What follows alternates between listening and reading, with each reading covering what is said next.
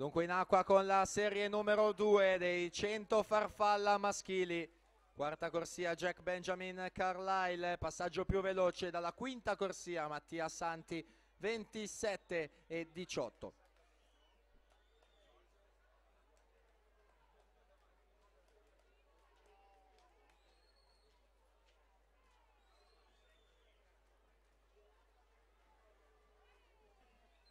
Miglior tempo al momento Ludovico Nardi, vincitore della terza serie con 59:68. Siamo all'epilogo con Mattia Santi in quinta corsia che va ad aggiudicarsi questa serie con 58:03.